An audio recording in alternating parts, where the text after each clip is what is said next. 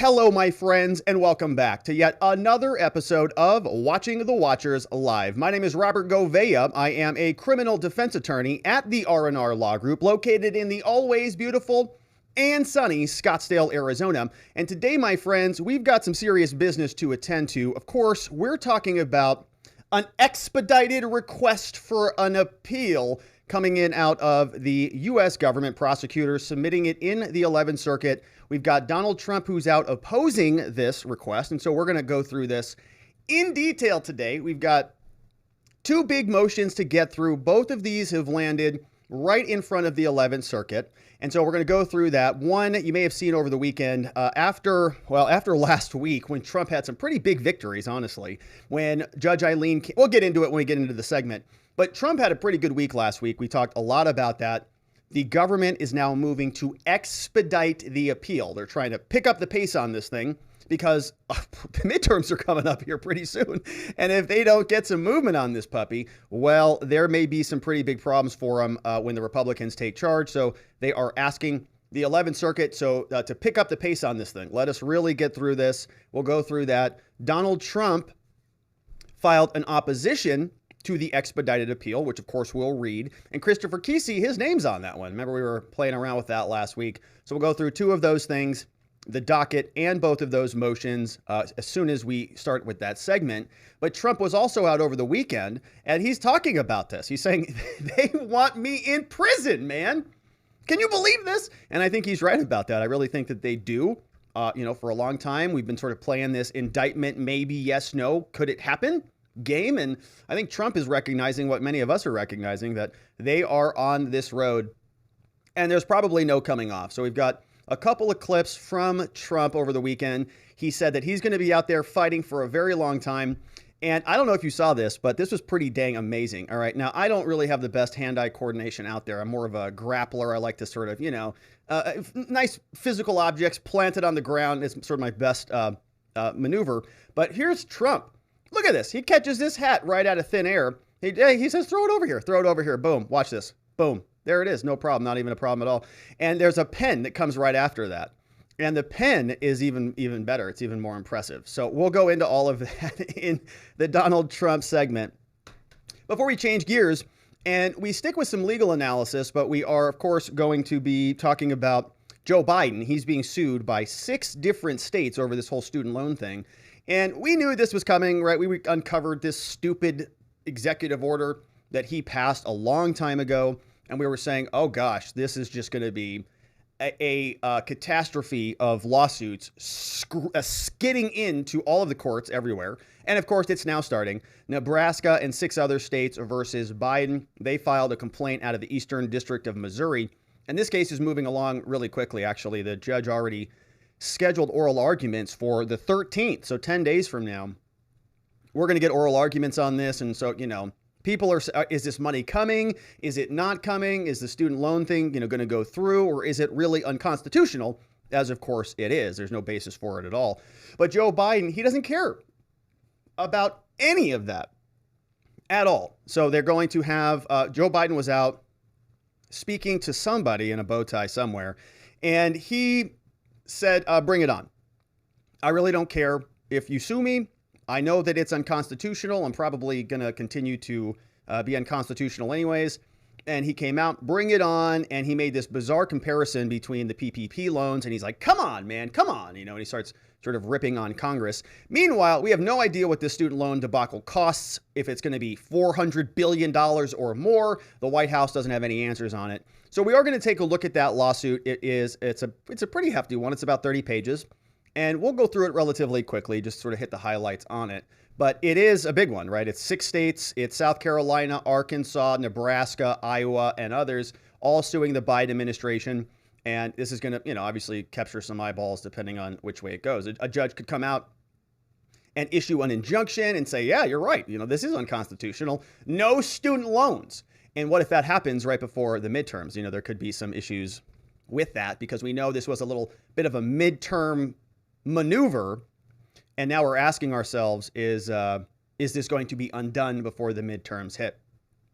Then we've got some international stuff to talk about. Now, before the show just started, I don't know if you saw this, but apparently North Korea is launching ballistic missiles either into Japan or over Japan. I don't know yet, but Twitter is all Twitter about this right now. And there's more stories about Nord Stream, right? We talked about Nord Stream last week. And on the Nord Stream story, a lot more evidence, people asking the question, did the U.S. bomb the Nord Stream pipelines? And it's like, wow, this is kind of getting crazy. And there's several clips today. One, an amazing thread over from @Sander_2021 on Twitter. If you want to go preview that, I'd encourage you to take a look at that. But very interesting. There is sort of open source intelligence that has tracked the flight path of apparently some aircraft that could be the United States aircraft that dropped some submarine killing torpedoes into the ocean, and maybe it took out the bottom of the Nord Stream pipeline. Don't know. It's nobody knows, because the call sign on the aircraft was, of course, blacked out, so you can't see what it was. But Antony Blinken was out, and he said that the bombing or the explosion, the sabotage of these pipelines, it was just a tremendous opportunity. Not that they did anything, that they were responsible for it. It's just like, you know, if your enemy falls off the roof, whether they're fixing the roof, your neighbor, they fall off the roof, you're like, it's a tremendous opportunity for laughter here. But it's not a tremendous opportunity. All right, we'll get into that. I don't know what I'm talking about. We got another clip. This guy was hilarious. Jeffrey Sachs. He says everyone knows that the U.S. is responsible for this thing. He was on Bloomberg this afternoon. And on Bloomberg, he was you saw that face right there. He gets sort of cut off because he says, look, everybody knows the U.S. did this thing, except apparently the United States. So we'll take a look at that. And John Brennan, who is a former CIA director, he's now working with CNN, and he's all over the place. He's a big lefty. He has zero intelligence and almost no capabilities whatsoever, because he signed on to that letter that said Hunter Biden was innocent. Turns out Hunter Biden's not exactly that innocent. Anyways, he says it's definitely the Russians now, which is very interesting, which means it's probably definitely not the Russians. Thank you, John Brennan, for that. So as you can see, my friends, boy, oh boy, we have a lot to get to today. It was a busy weekend. We've got some legal heavy lifting to get into with a couple of lawsuits, including 2 big motions from Trump. And so we are going to get into all of that and more. I would encourage you, if you'd like to be a part of the show, to go over to watchingthewatchers.locals.com. We're going to take some questions in from the community thread over there. If you're a member, you get access to those morning walk and talks. If you're on YouTube or on Locals, you can join, click the membership button on YouTube. You can also join and get those things. But this week is the final week before the October 8th fundraiser from Eric's House, ericshouse.org. It's an organization that is dedicated to helping people who've suffered a loss due to overdose, suicide, or tragic death. We have our big annual fundraiser, October 8th, 2022. I've seen a couple of you already donate today. Thank you so much. You can see we're up to $1.4 thousand that has been raised for Eric's House. It's an amazing organization, and really good work going on over there. And so the link is down in the description. If you do want to donate, you can see that's just on YouTube, right? Over on the actual page. Many of you have gone over and donated on my page. It's $2,300 donated over there. The total organization is $71,900. And as I said, I am matching anything that comes in through YouTube or on my page. And so thank you so much for donating this, this organization. Eric, my younger brother died from suicide, 2016. And this organization helps people get over a loss like that, right? It's a very powerful work being done over there. So thank you for your support at ericshouse.org. Links in the description. And of course, you can donate on YouTube. And I am matching it all, baby. So I appreciate you chipping in to help some of that good work. All right. And so now let's get this queued up and get into the meat and potatoes of the day, because we've got some heavy lifting to do, starting with Trump. Donald Trump's defense team opposes the government's attempt to expedite the appeal out of the 11th Circuit. Remember, we're fighting over this special master. Trump had a bunch of documents seized out of his personal residence. He said, we don't trust the DOJ or the FBI to investigate all this stuff. And the judge appointed a special master to sort of act as a referee. Well, the government doesn't like when there's a referee. They say that we're the DOJ, we're the FBI, we're infallible. Everything that we do is perfect, and there's nothing that you can do to possibly oversee us when we're perfect. Well, Trump didn't believe that. And when the special master got appointed, the government took this up to a higher court, the 11th Circuit Court of Appeals. And we know that there was a ruling that came back that wasn't that great for Trump. It was actually sort of what the government wanted. But then when the government got that ruling, it went back to Judge Eileen Cannon at the lower level district court. And she still didn't kind of give the government what they wanted because she cut it a different way. They said that the special master was not entitled to 100 documents. And they said, that's okay, no problem at all. And so what Judge Cannon did then is actually respond and say the special master then doesn't have the power to require Trump to corroborate the property inventory list. There's a lot of issues here. But the government now does not want that special master in any way, shape, or form. And so they have appealed to the 11th Circuit and they're asking for an expedited appeal. They want this to go faster. They're not happy with the current pace. You can see this is what is coming out over from the 11th Circuit. This is the docket, and there were several filings that came out over the weekend. When we pull this up on the screen, you can see on 9/26, we had several motions for leave, but on 9/30, there was a motion to expedite that was filed by the United States of America. Motion is opposed, and we're going to go through that in detail. You can also see that there's another response. It says a response to the expedited filing filed by Christopher Kesey. This is for Donald Trump. This is for Trump's defense team, and that got entered October 3rd at 10:10 a.m. So it is escalating, right? We're seeing these responses, these motions, all being filed out of the 11th Circuit Court of Appeals, and now we can get into them. We're going to start with the government's motion. Government prosecutors submit a 15-page motion into the 11th Circuit Court of Appeals. You see it is the motion to expedite the appeal. The appeal's already been moving forward, and they want it to go a lot more quickly. They are looking at their clock and their calendar, and they're saying, oh my goodness, the midterm elections are right around the corner, and we need to get this criminal prosecution moving quickly, and we do not want this special master appointed. Trump versus the United States of America. This is in the 11th Circuit. You can see this document submitted by the U.S. government prosecutors, Juan Gonzalez, along with Jay Bratt. Going on, we have different notice requirements. We've covered all of these, notifying everybody that this appeal is moving forward. Everybody is in on this case. Donald Trump, the entire family, Trump Jr., Palm Beach Post, New York Times, and so on. Just notifying everybody of the appeal. Now, this is where the government starts. Prosecutors write, this is the United States motion to expedite the appeal. The U.S. respectfully requests that this court, the 11th Circuit, expedite this appeal, and we suggest the following schedule. October 14th, the opening brief for the U.S. November 4th, the response by Trump. November 11th, the reply brief for the U.S., and they say, Judge, we don't need any extensions permitted on this stuff. So we're going to be appealing all of this, and we want earlier deadlines than, Judge, what you sent. Now, remember, there are some very important issues in this case because not only are we talking about the midterm elections, which, of course, are going to be taking place right early in November, but then we have a balance of power change that takes place in January. And what happens when the Republicans are in charge of all of these things? And we start having the Republican Select Committee of whatever putting pressure on the FBI and the DOJ, demanding subpoenas, calling Christopher Wray in, calling Merrick Garland in, calling Mr. Bratt in, and Mr. Matthew Olson in to come in and sit there and get properly overseen by the Republicans. And so they want this stuff done rapidly so that the Court of Appeals can process this, send it back down to the district court, and say, onward with your criminal prosecution. The last thing they want is for their criminal prosecution to have to start after the balance of power has changed in January. So they need a ruling from the 11th Circuit like now. Prosecutors say the U.S. also asks this court to set this matter for oral argument at its earliest convenience. Right? We want to really hash this out, Judge, in front of you. Whether that be on the first available calendar at the end of the expedited schedule or through a special sitting. Like, Judge, we really want to show up in your court and argue this. They say that Trump opposes this motion, obviously. We'll read his brief next. Prosecutors say, Judge, under the rules, there is good cause to expedite this appeal. They say, to begin, the two key questions presented here are legal in nature. This appeal does not require the review of an extensive factual record, right? It's not a real in-depth analysis.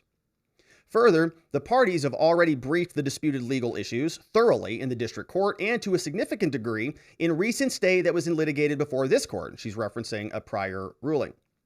Those proceedings have occurred on compressed timeframes without hindering the parties' abilities to present their position. So prosecutors are saying, look, Judge, we've been litigating this for a while, and Trump is a very litigious person anyways, and so we have had compressed timeframes on prior situations, and it hasn't been a problem. So we can expedite in this case, and it shouldn't be a problem.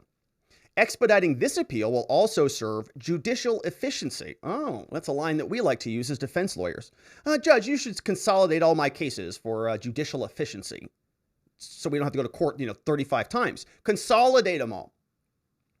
And the judges like judicial efficiency, and so the prosecutors are pulling that one out of the bag. They say because a ruling in the government's favor may render further proceedings before the special master and the district court unnecessary.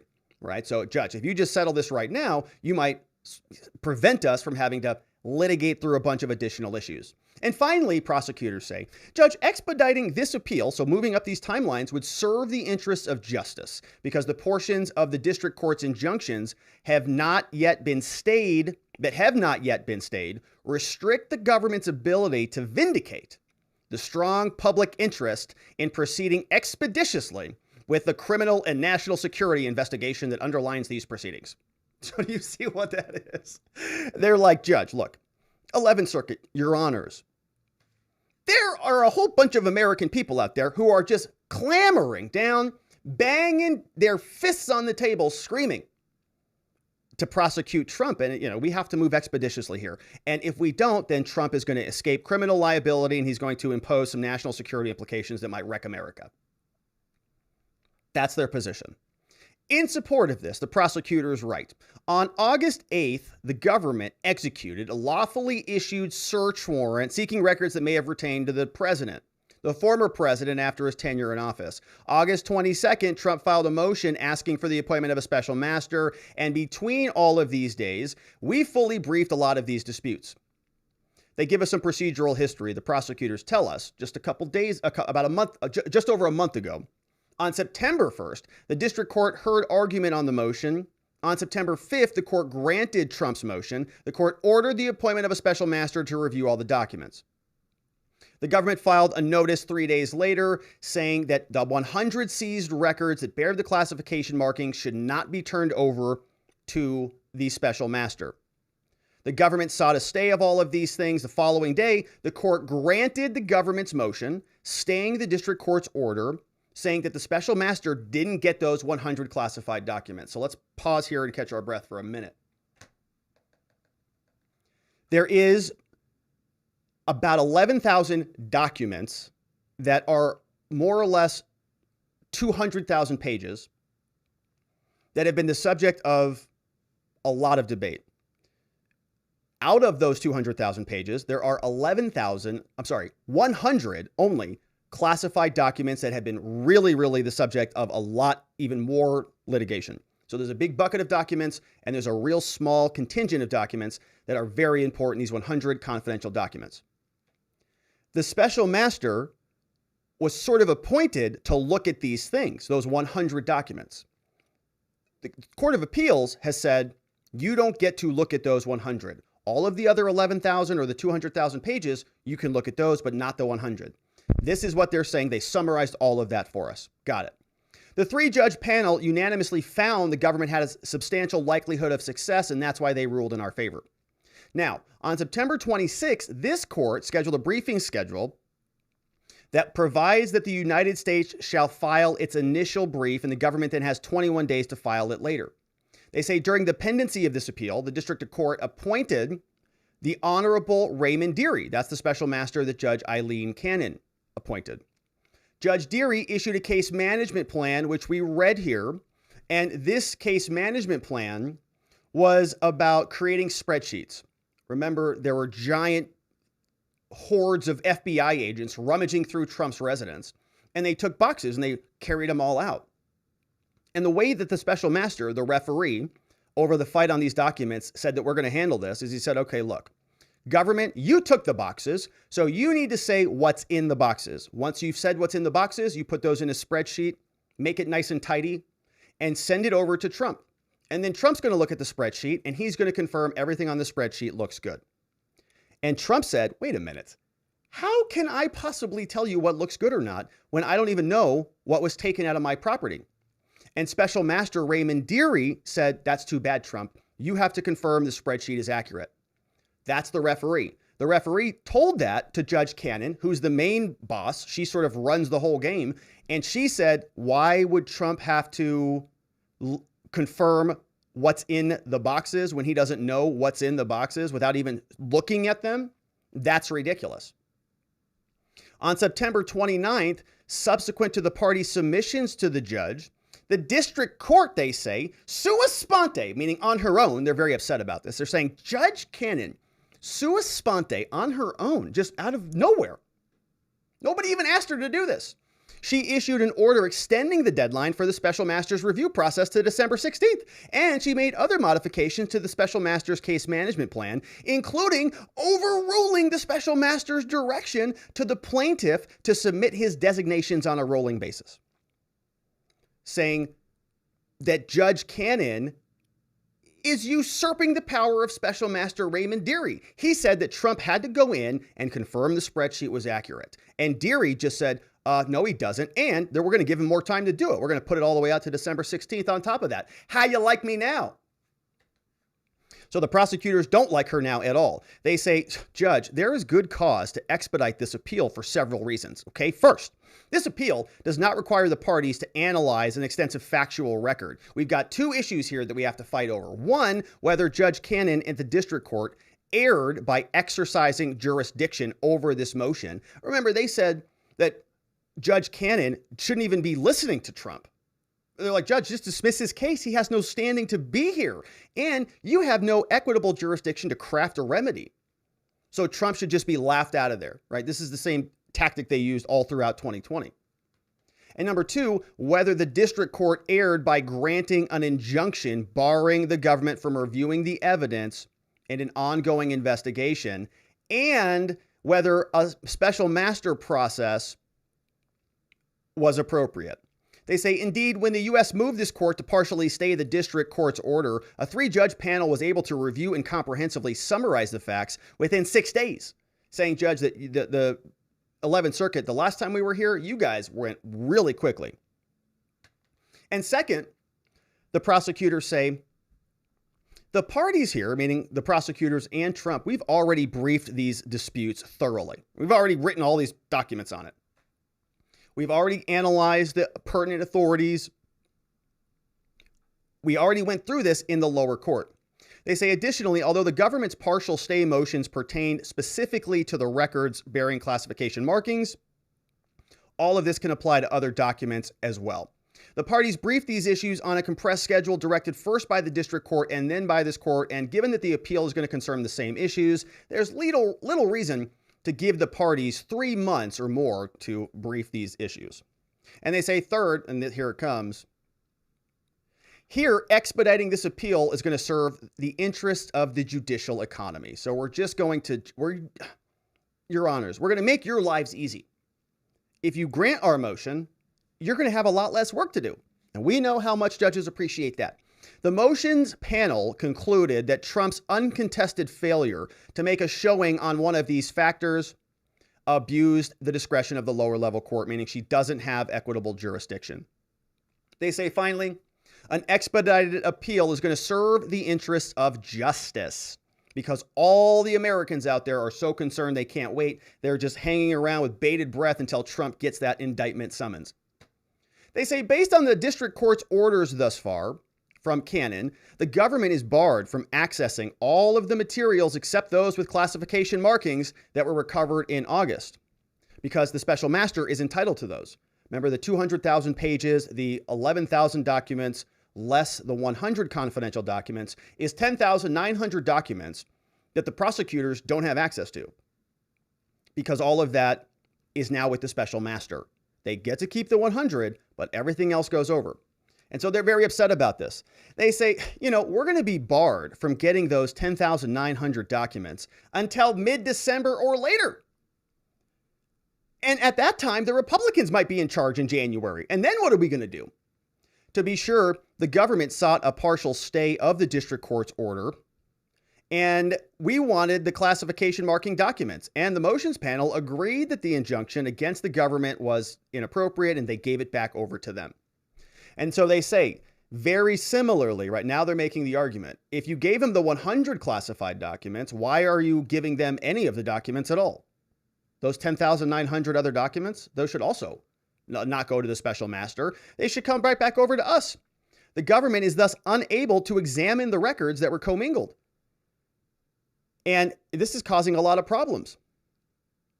They say that these materials, since they are commingled with the classified records, they have bearing on how the plaintiff treated the residents and who may have access to them. All right, so they need those other records, not just the confidential records, to see to add context to the confidential records. Who was in there? How did all of this unfold? The court, therefore, or the government, therefore, proposes the following schedule, which we talked about. They want to really accelerate this. October 14th, November 4th, November 11th. They say this schedule would afford the government 14 days from the present to submit its opening brief, and then Trump is going to have 21 days to respond. They're like, that's plenty of time. And they say, for similar reasons, we respectfully request this court hear oral arguments. They say government prosecutors have communicated with Trump's lawyer, Christopher Kesey, who states that Trump opposes this motion. But, Your Honor, we're submitting it, therefore, for the reasons set forth in the motion signed by Juan Antonio Gonzalez. All of it going over to the 11th Circuit, asking the 11th Circuit to pick up the pace on this thing. Can we please expedite this appeal? Because we really don't like how these rulings are going. Judge Eileen Cannon is really a pain in our rear, is what these prosecutors are saying. Donald Trump files a response against the government prosecutors, opposing their request to expedite the appeal. They really want to pick up the clock on this one. They don't like the idea of waiting until December or January to get some of the relief they want. So prosecutors asked the 11th Circuit to expedite it. Trump is now saying, no, we are opposing you, and we're opposing you big time. You can see Christopher Kesey signed off on this. It is out of the 11th Circuit Court of Appeals. It's 12 pages. Let's get into it.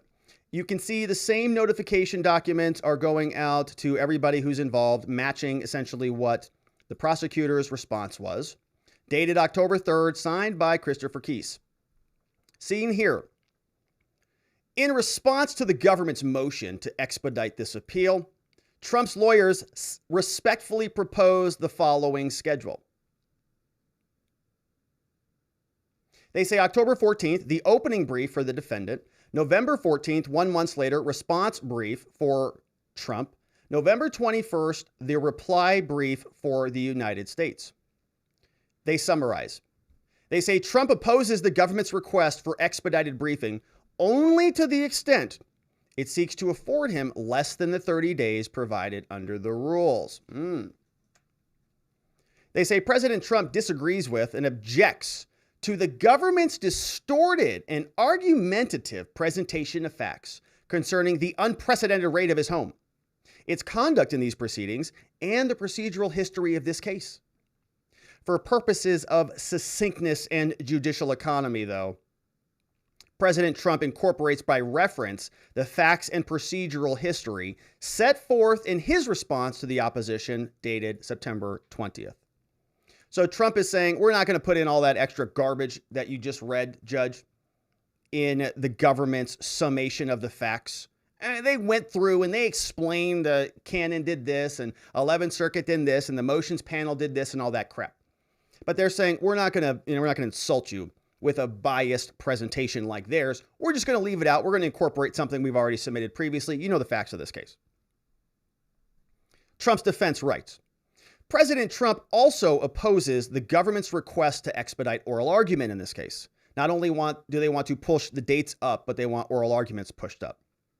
They say President Trump respectfully submits that argument in this case should be scheduled in a manner consistent with the rules, law, and order. President Trump believes setting oral argument in January 2023 or later is appropriate.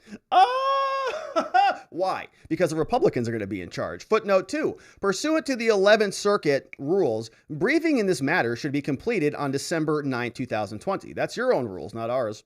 If the court adopts the schedule proposed above, briefing will either be completed by November 21st, shortly before the Thanksgiving holiday. In either event, a January 2023 or later setting will accord the parties and the court sufficient time to prepare for oral argument. which is a little bit gratuitous. I got to be honest with that. Yeah, well, it is the Thanksgiving holiday. I mean, you get time with friends and family, you got to take vacation. And then by the time you come back from Thanksgiving, it's Christmas season already. And so you're like, oh gosh, you might as well just take the whole month off. And so Judge, you understand how much time we're going to need. I mean, between November 21st, we might as well just bump this whole thing out until January. I mean, holidays, kids are off school. It's a nightmare. And so we think that is sufficient time to prepare for the oral argument, which is hilarious. 2 months. They say on September 8th, the government noticed its appeal of an order on the docket. Thereafter, the government requested and obtained a partial stay, which we've covered here. They write, President Trump will be prejudiced if this appeal is expedited. So, Judge, don't do it. The government proposes to file its principal brief on October 14th, 36 days after the government noticed its appeal in the matter. Conversely, the government proposes that Trump should have only 21 days to respond to their principal brief. Well, that's weird.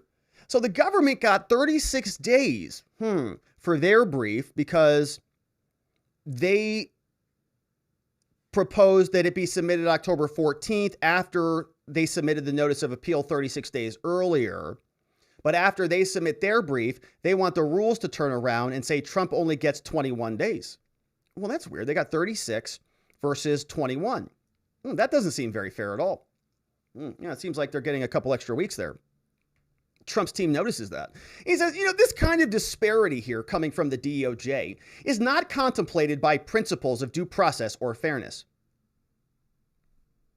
How can you give them 36 days and only us 21? And it's insulting that they're even asking about that in the first place.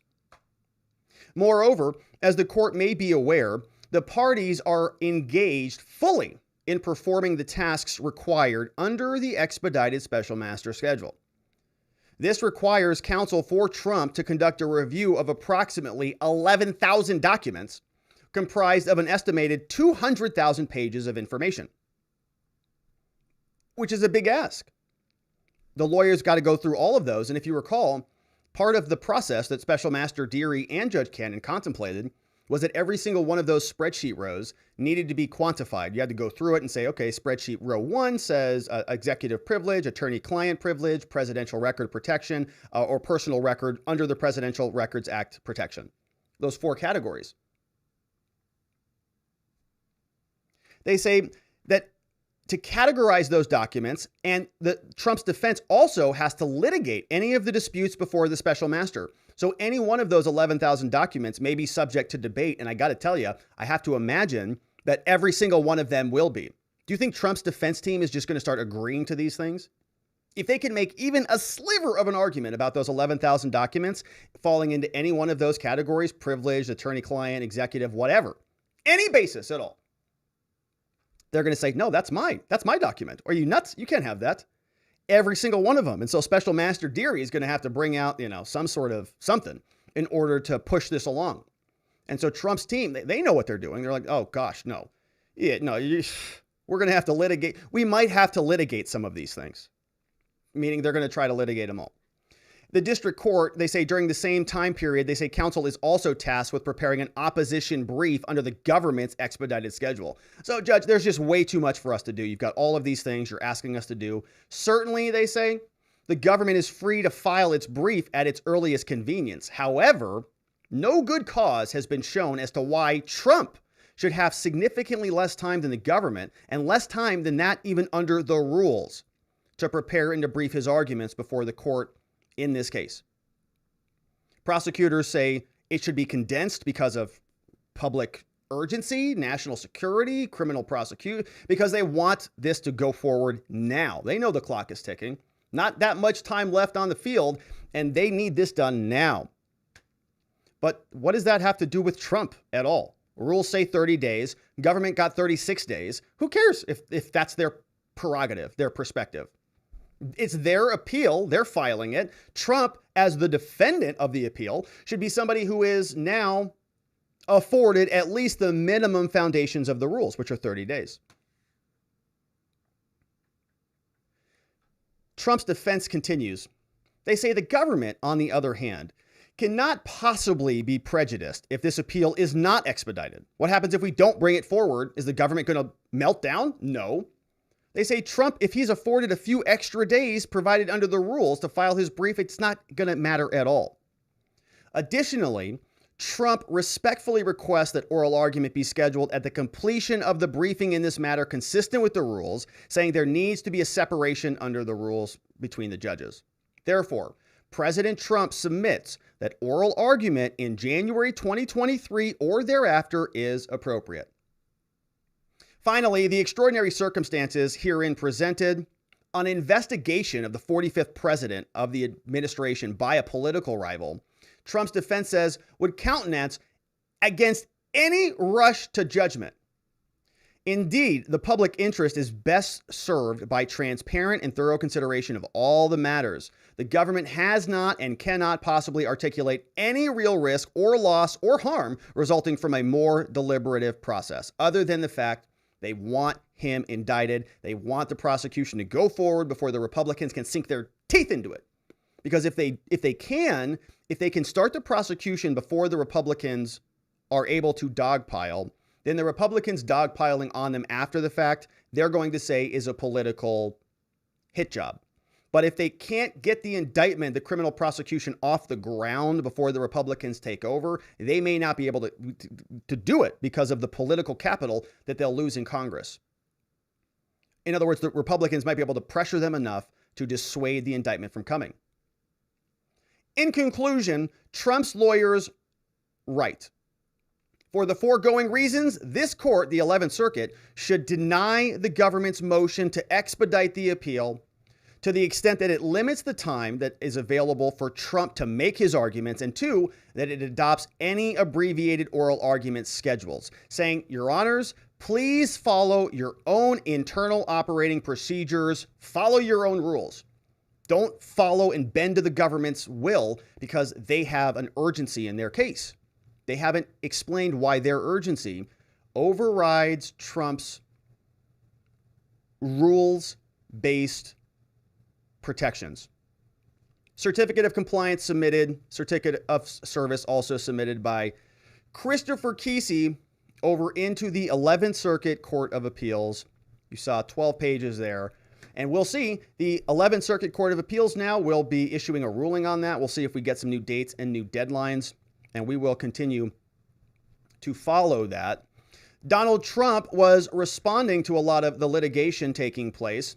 Over the weekend, Trump was at a rally commenting on the continual prosecution. We are hearing now that a potential prosecution might lead to an indictment or may not. We really don't know. We've been playing this game. Are they going to indict the former president? Are they not? Are they going to do it before the midterms? Are they not? We know that there is just a short couple weeks left until the midterms elections happen. And we know that there are certain policies in place from the FBI and the DOJ. You know, they're not supposed to prosecute certain cases in close juncture to an election, lest they be seen as partisan political hacks, even though we know that they all are. We've been speculating that Trump would be prosecuted, that they really do want him in jail, that they do not want him to be a potential threat in the next election, and they want him removed from the field and sidelined. It seems like Trump seems to agree. Before our very eyes, the radical left Democrats are waging a full-scale assault on the most sacred rights and liberties of the American people. They're trying to wipe out free speech, crush religious liberty, confiscate your guns, indoctrinate your children, criminalize dissent, and even put their political opponents in prison. I think they'd like to see me in prison. Can you imagine? I think you're right, Trump. I think you're right. You know why? Because they're sick. Yes. They're sick people. The Politicizing. Biden administration is completely corrupt, jailing political opponents just like the Soviet Union, now Russia. The Soviet Union, now Russia. Think of it. We're being compared to that by many, many people because of what's happening with the criminal justice system. I think it's the criminal injustice system. Right on, Trump. You're right. I think they do want him in prison. Seems like they have started to lay the foundation for that. They've got the raiding of his home. They've got many, many prosecutors who are now at the heels. They are appealing to the 11th Circuit. They want to make sure that he is not effective if and when he decides to run again. And he is hitting it on the head. I think that they do want him in jail, and they are fighting to make it happen. Now, Trump is responding to this. A lot of political pressure, and we've talked about his attorney, his defense attorney, Alina Abba. Some people wondering if Donald Trump is going to give up. You know, he's facing litigation all over the world. He's got, lawsuits in Georgia, many places around the United States. And is it too much pressure to bear? Is he going to just sort of ride into the sunset and call it a day? And even solitary confinement for protesting, and that's what they did. They protested on January 6th. You know what they were protesting? Primarily the election results. They were protesting. Careful. We're on persecuting YouTube. People who just happened to be there. Many of them didn't even go in. That's right. They didn't go in, and many of them were waved in. Many of them had police officers literally stand down and step aside out of the doorways as people just walked in the front door. And he's calling it out finally. Where are the other Republicans on this? Where are the other Republicans saying anything like this at all? I am their number one target, but I am proud to be fighting for you, and I'm going to be fighting for you. Right on. Now look at the crowd as they pan out. Yeah, not too bad over there.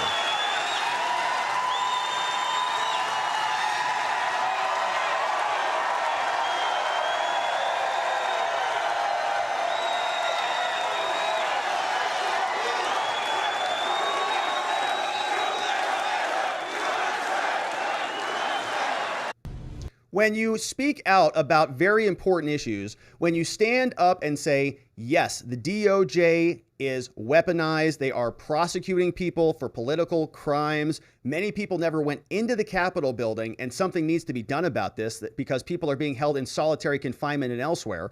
People stand to their feet, roaring from the rooftops because they care, because they know how important it is, because it's an issue that matters to them, because they see the evaporation of due process, of equal protection, the weaponization of every one of these institutions to the detriment of the country. They stand and they roar. And no other Republicans are speaking this language. Where are they? They're all talking about IRS agents weaponized against you, when they're forgetting about the FBI and the DOJ, the people that can come into your home and take your property away, which I guess the IRS does too. But where are the Republicans? We'll continue to keep our eye out and see if they appear. I doubt it. Now, very impressive hand-eye coordination from Donald Trump. Extremely impressive, I have to admit. This is from a rally that Trump held in Warren, Michigan, and he blows everybody's mind as he's exiting the stage. He waves over to an individual who is standing there with a MAGA hat on, Make America Great Again. And the young person wants an autograph, says, Trump, I have this red hat.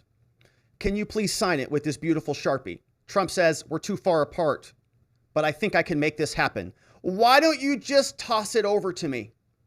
The hat and the pen. Watch this. We're going to drop the volume down a little bit. We'll talk through it. Trump says, hey, toss it over here. One, hey, give me the pen. There you go. Boom, got it.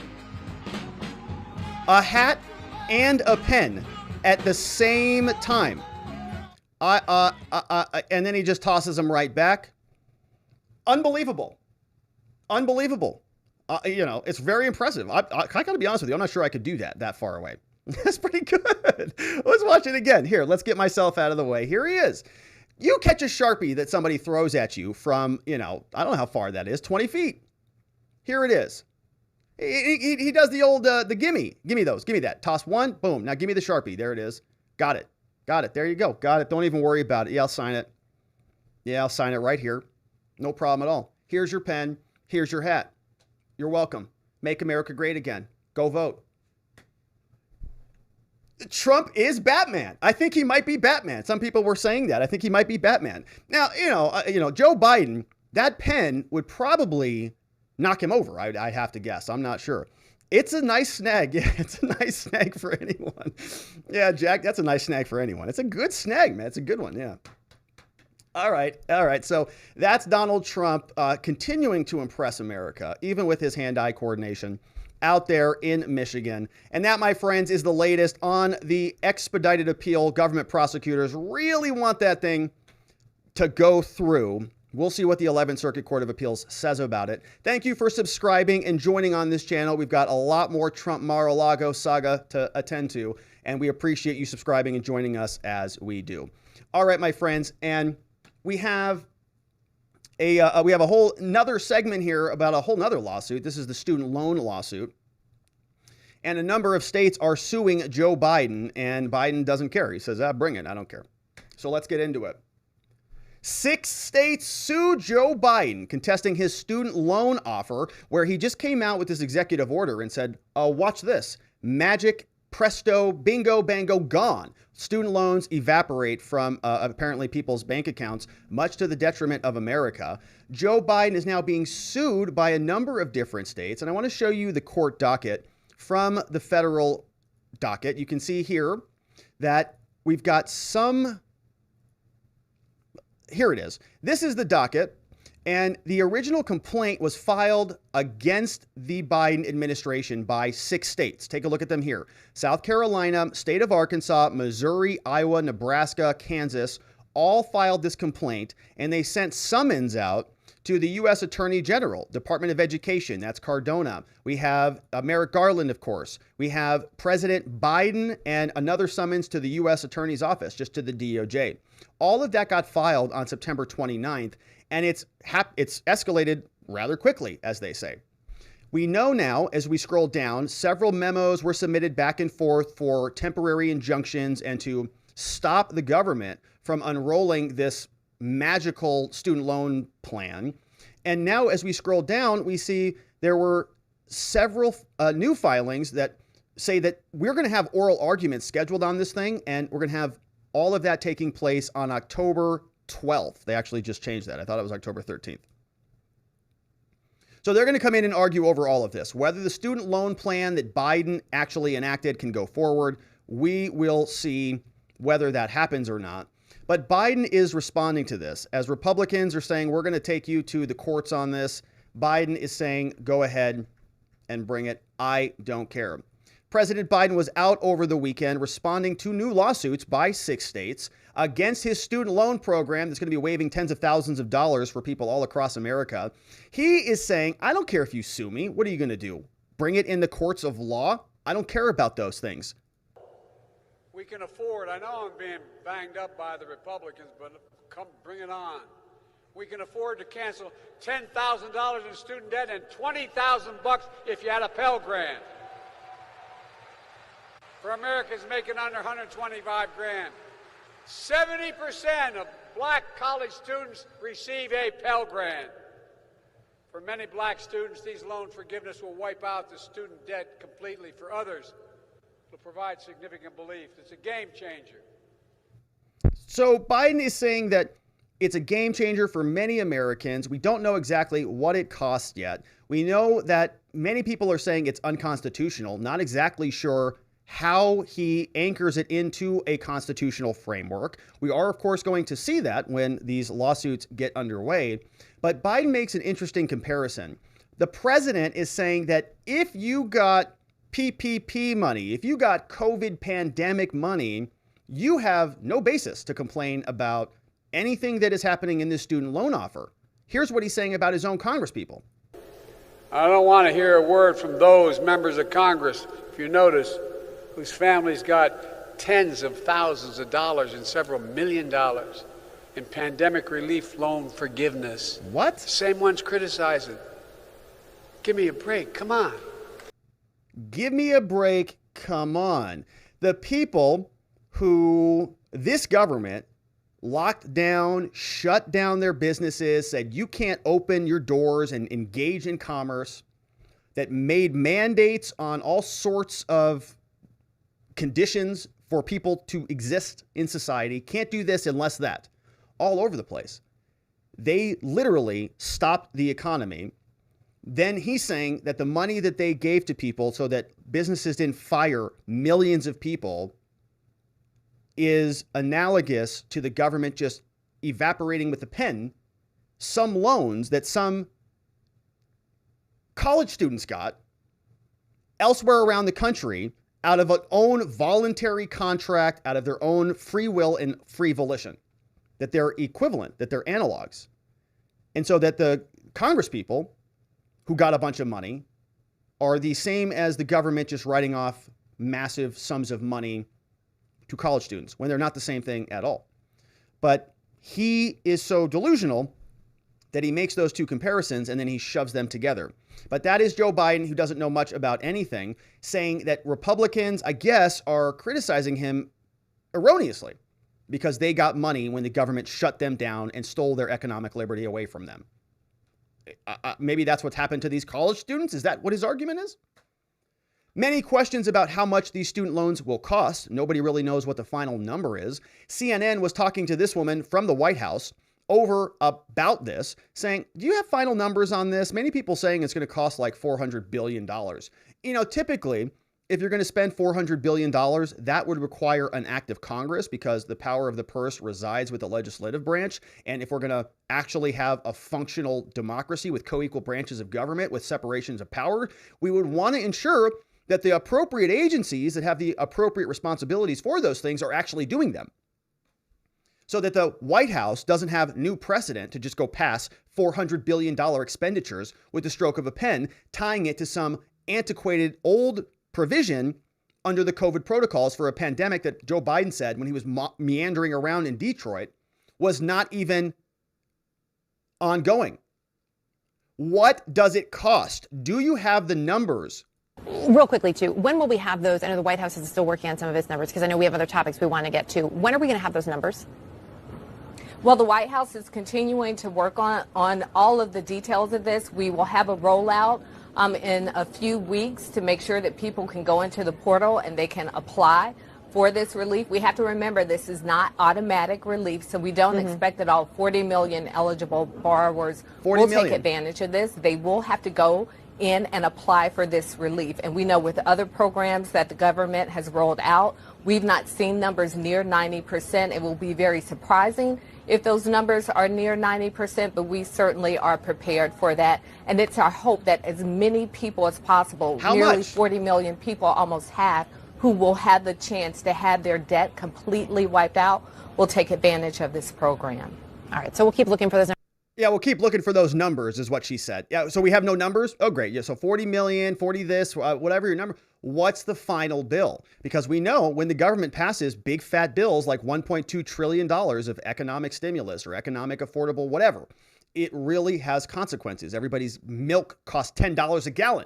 It's ridiculous. White House keeps spending money like they don't even care. They're not even concerned about it. Even CNN wants to know, what is the final bill? Now we have the actual lawsuit to get into, and so let's get this one queued up. 6 states suing the Biden administration. You see a 36-page complaint filed by Nebraska, Missouri, Arkansas, Iowa, Kansas, and South Carolina. Big freedom shout-outs to all of our brother and sister states out there, versus Joe Biden, Miguel Cardona from Secretary, U.S. Department of Education, and others. They're suing over these student loans. They're saying, hey, Biden, guess what? The economy is not well. Per the last report from the Bureau of Labor Statistics, the real hourly average earnings are down 3.4%. From August 2021 to 2022, the latest numbers are available. Guess what? Food has gone up 11.4%. Groceries gone up 13.5%. Gas is up 25.6%. Electricity 15.8%. And there is no sign of relief either over there in the Biden world. They say on September 21, 2022, the Federal Reserve Board, they projected that the unemployment rate would increase over the next year. Inflation, they say, it's likely to be above 5% for the year, and the economy is struggling along barely with a pulse. The burden of the economic loss and price increases are going to hit those who can least afford it, aka the working class and the poor. In the face of this out-of-control inflation, job loss, and recession, the Biden administration's response is to give Mr. Trevino and those like him up to $20,000. The administration is going to do that by canceling 10 to 20 grand of student loans for individuals making less than $125K or $250 for married. The majority of this mass debt cancellation is going to accrue to people in the top 60% of income distribution. In addition to being economically unwise and downright unfair, the Biden administration's mass debt cancellation is yet another example of an unlawful line of regulatory action, saying that no statute permits Biden to unilaterally relieve millions of people of their student loans. Yet the administration's mass debt cancellation does precisely that. Determined to pursue this, the administration has resorted to a federal law whose purpose is to provide relief to individuals who suffered from an emergency like 9/11, all right, or who were serving their countries overseas. That law is known as the HEROES Act, had been previously used by the Department of Education, saying it's inconceivable that when it passed the HEROES Act that Congress thought it was authorizing across-the-board debt cancellation. Why would Congress do that? They passed the HEROES Act for 9/11 type situations, not for 40 million Americans on COVID. In fact, until now, no one has thought such a power lurked within the HEROES Act. House Speaker Nancy Pelosi said, quote, "People think the president has the power for debt forgiveness. He does not. That has to be an act of Congress." We've played that clip here before. Nancy Pelosi has said that many times. Said the president can't do it. So that's not even a discussion. It's got to go through Congress, obviously. Speaker Pelosi and the memo are right. They say the HEROES Act is only in place to waive or modify provisions in connection with the war or other military operation, but Joe Biden decided to use it. And they give us some details on how it works. They say it makes no difference to the administration's cancellation whether the pandemic rendered a borrower better or worse off, or whether there were even any financial harm. Okay, in other words, there's no means testing at all. And that's required under the law. How much suffering was there?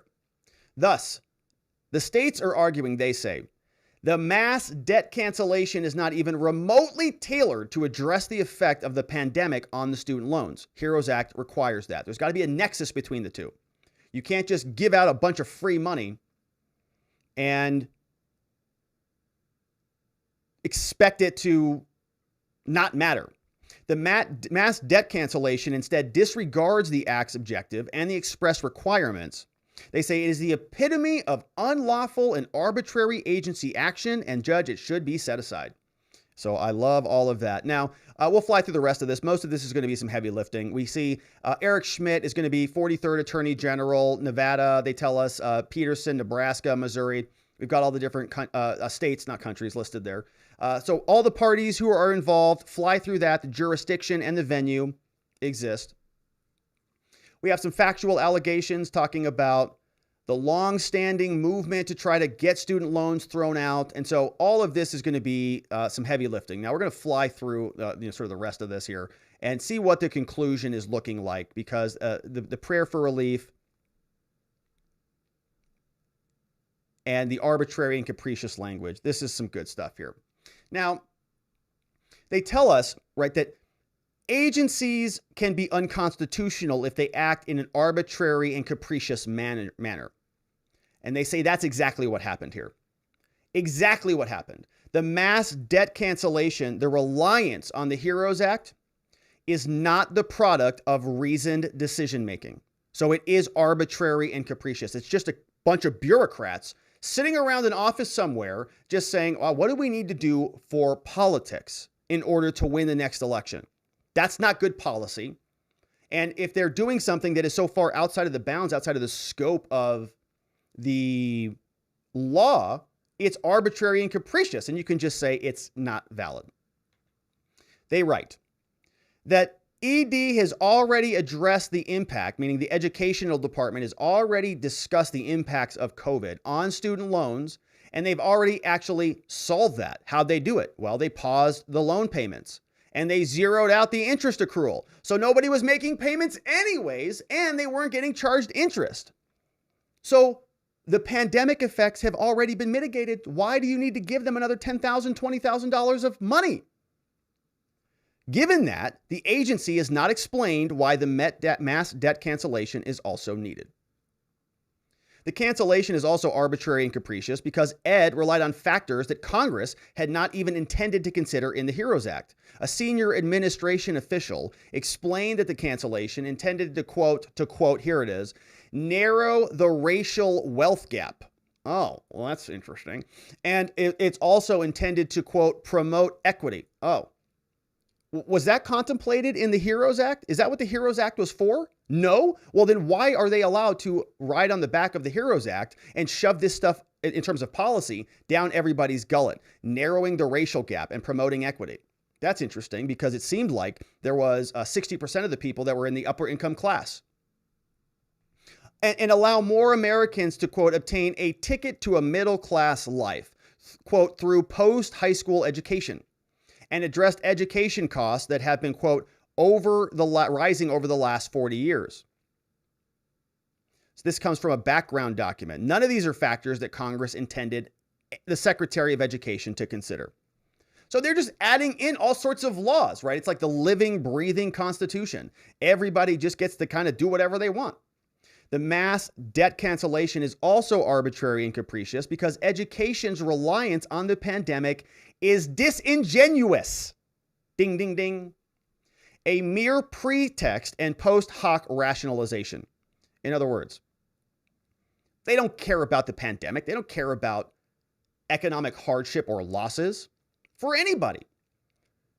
They're just rationalizing it after the fact. Shortly before announcing the debt cancellation, the administration had argued in court that the pandemic's impact was now relatively modest. And Joe Biden was walking around in Detroit saying the same thing. And soon after announcing the mass debt cancellation, Biden admitted the pandemic is over, which we just saw.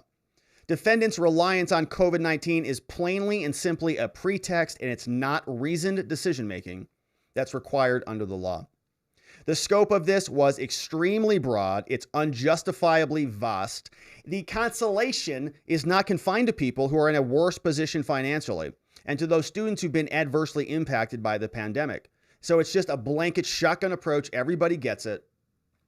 Education failed to address the state's reliance interests, saying the state relies on the existing loan market. State relies on income tax structures. States rely on setting up systems to engage in student loan markets. States are paying and providing loans to their own residents for post-secondary education.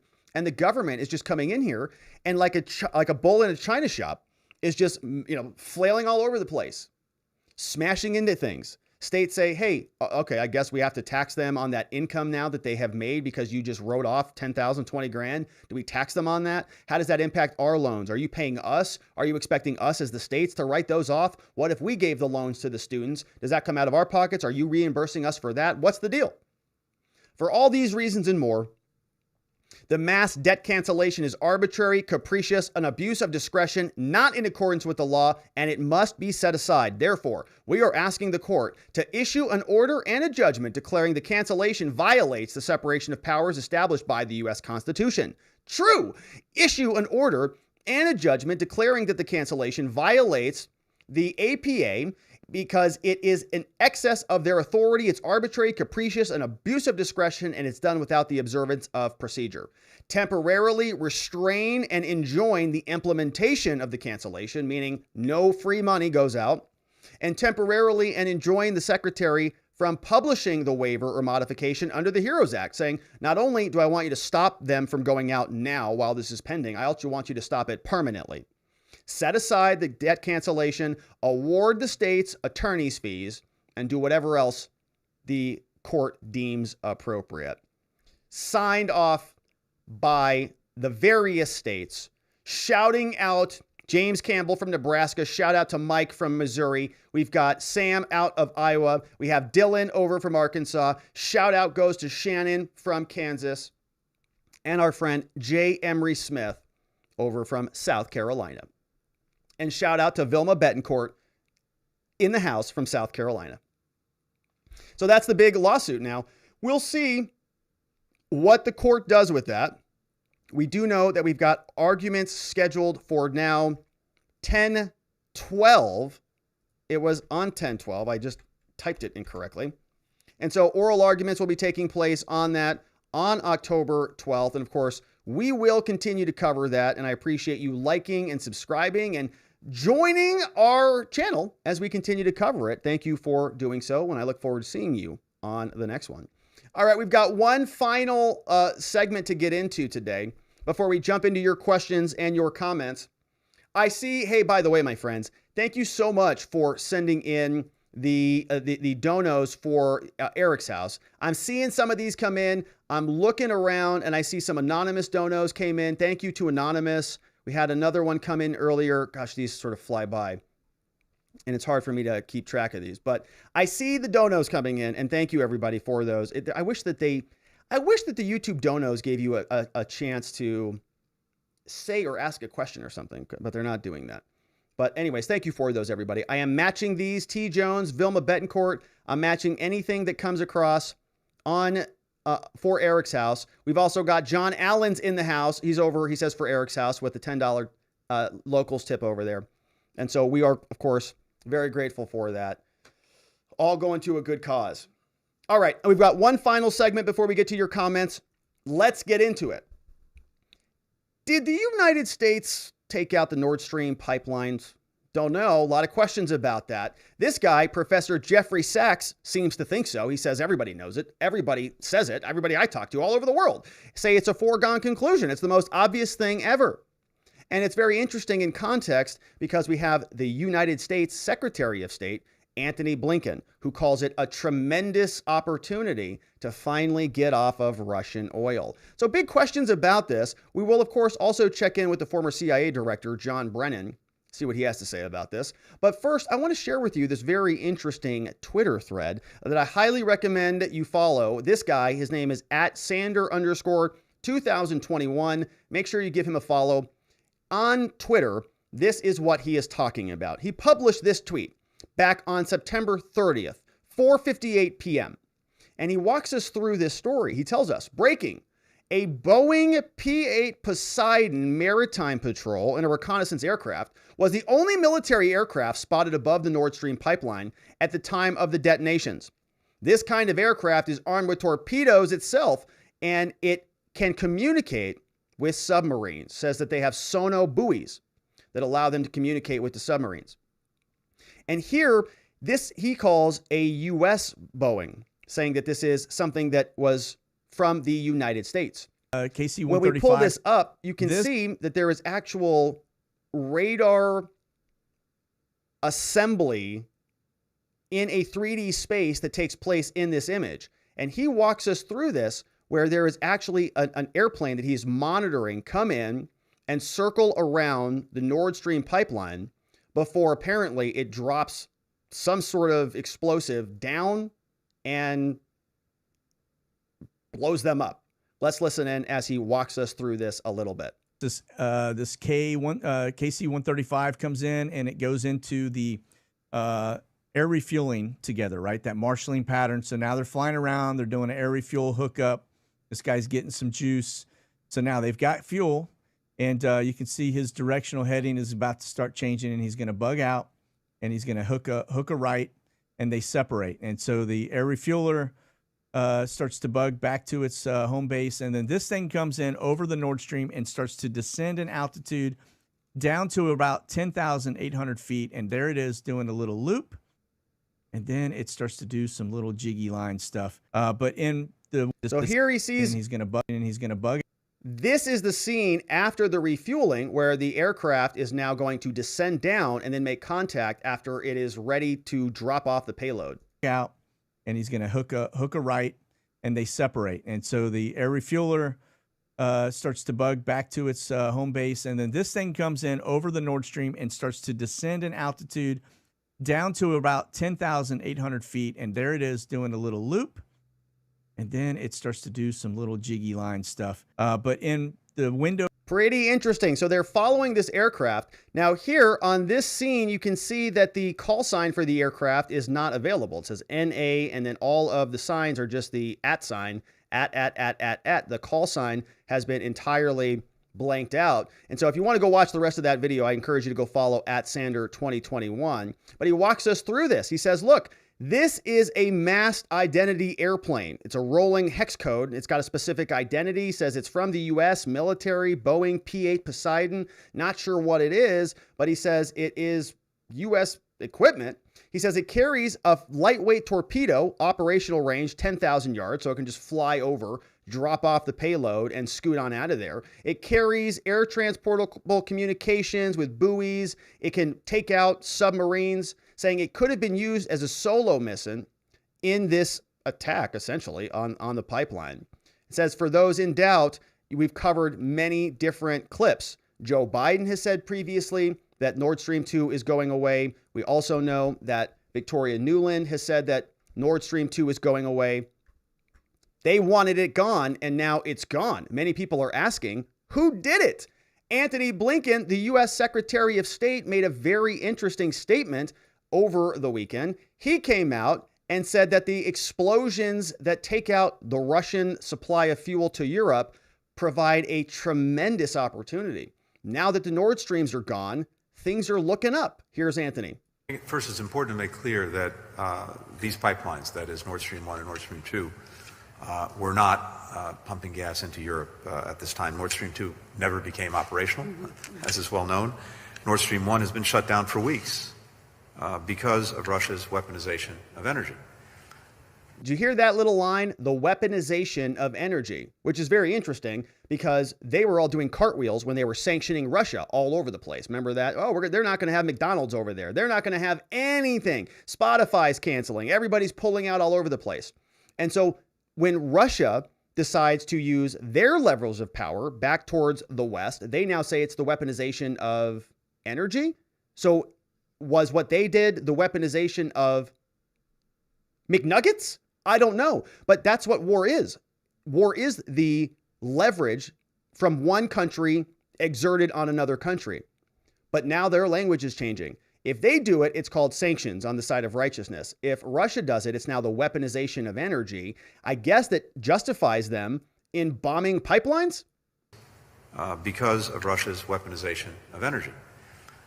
What we've been doing, and we've also been working on this together for many, many weeks, as we saw the Russian aggression in Ukraine and as we saw the ongoing weaponization of energy by Russia, is to work very closely with European partners as well as countries around the world to make sure that there is enough energy on world markets. And so we've significantly increased our production as well as making available to Europe liquefied natural gas. And we're now the leading supplier of LNG to Europe to help compensate for any gas or oil that it's losing as a result of Russia's aggression. So the U.S. is now sending more gas over to Europe. So a competing pipeline from the Russians would really interfere with that delivery, with that supply, right? Against Ukraine. We've worked to release oil from our strategic petroleum reserve to make sure as well that there was oil on the markets and to help keep prices down.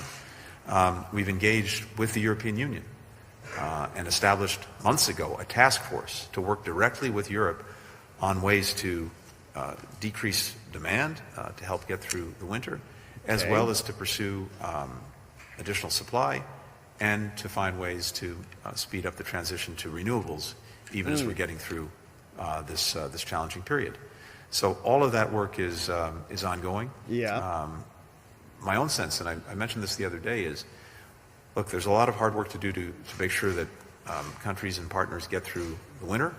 Europe itself has taken very significant steps to both decrease demand, but also look at ways to pursue the transition to renewables at the same time. And neither one of those is going to work. Ultimately, this is also a tremendous opportunity. Oh. It's a tremendous opportunity to once and for all remove the dependence on Russian energy. There it is. And thus to take away from Vladimir Putin the weaponization of energy as a means of advancing his imperial designs. There it is. We speculated last week that One way to really box Russia in would be to take out any possibility of a negotiated settlement. The last thing that the West wants is Europe to get weak in the knees, to get a little bit squirrely when push comes to shove. We're about to hit the winter season, and if they can't heat their homes, right, they're already having a difficult time figuring out the supply chain for a winter. We're seeing pictures all over Twitter of protests breaking out over Europe, people shutting off the lights in their businesses because they can't afford to keep the power on. You look at the charts, electricity, natural gas, everything is spiking up to the moon in a way that's insane.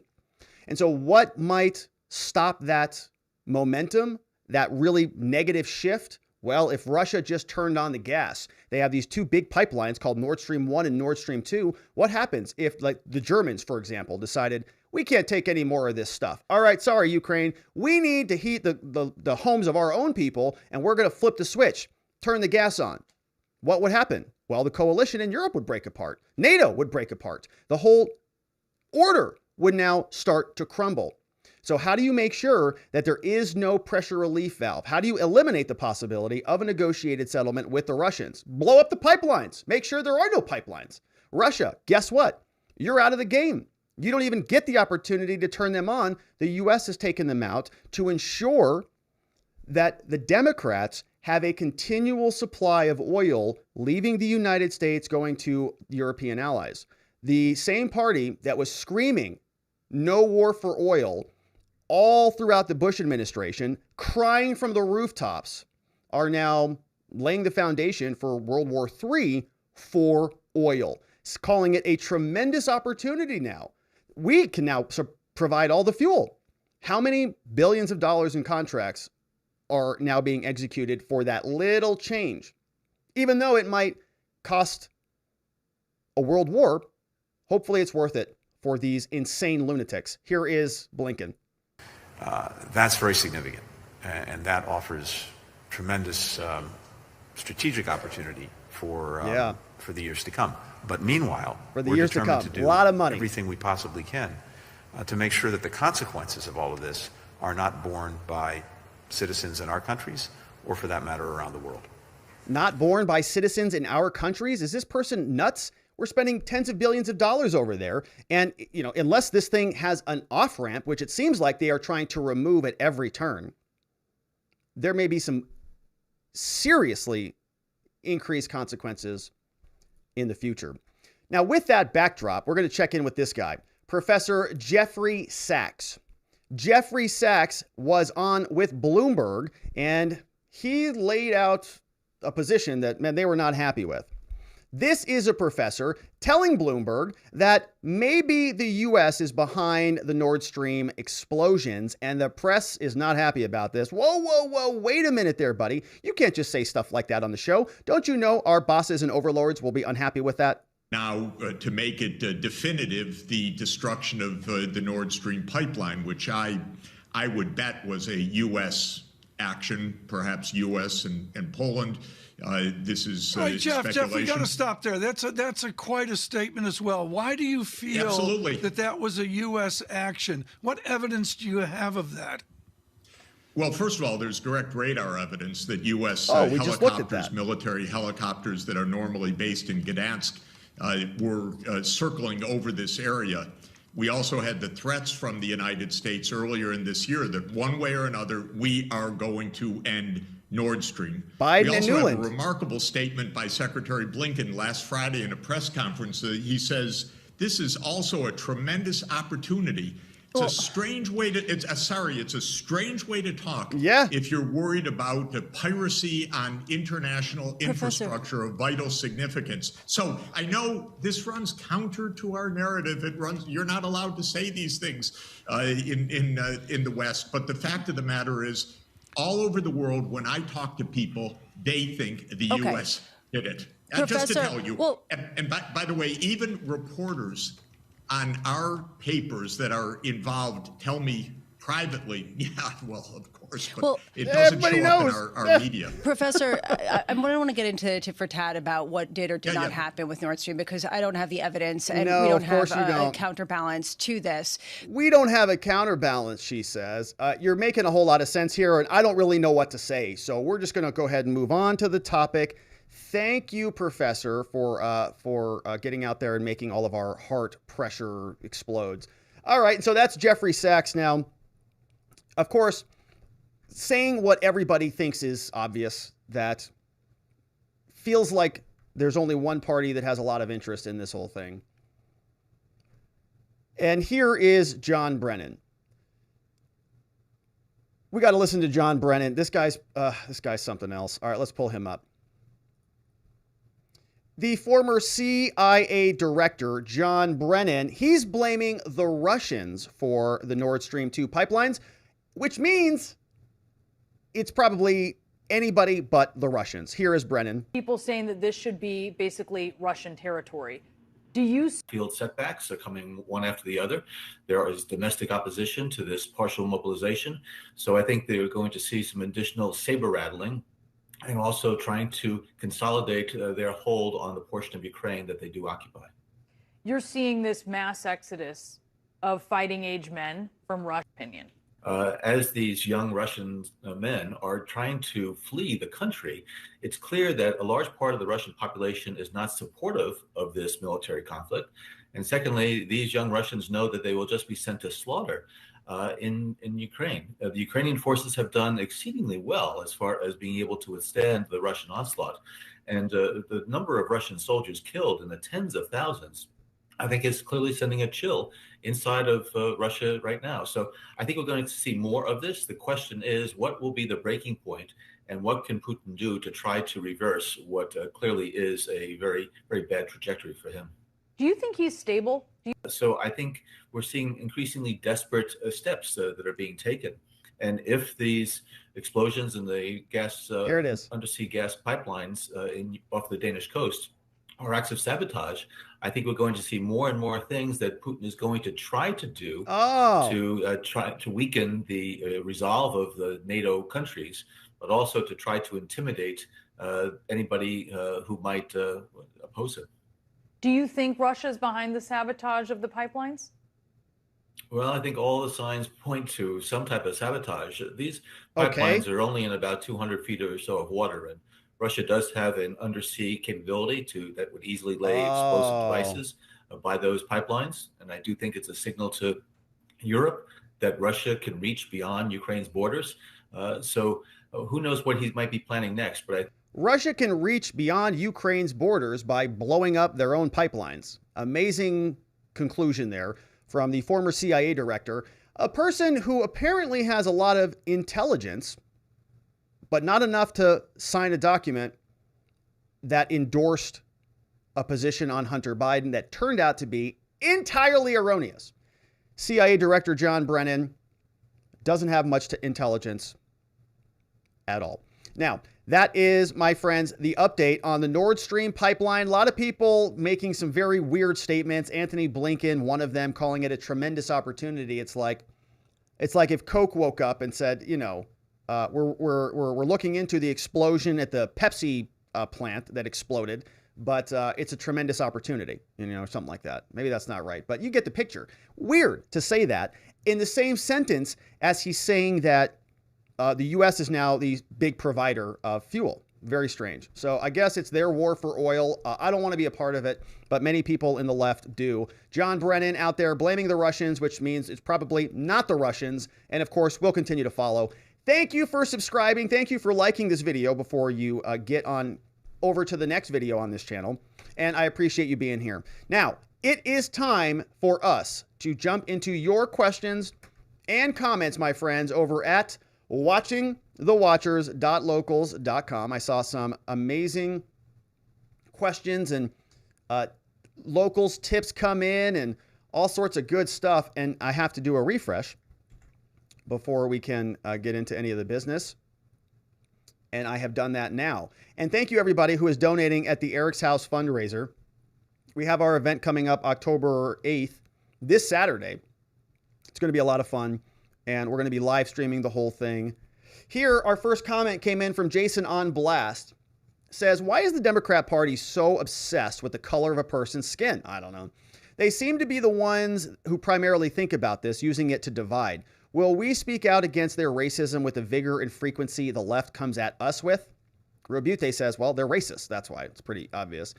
Yeah, you know, I've said here, they treat people like trading cards. They put people in, you know, victim Olympics, hierarchies, where I think it's about dividing. I really do think it's about dividing. I think it's about dismantling things that they didn't build, rebuilding them in their image. I think it's a battle of light versus dark. There's all sorts of stuff going on.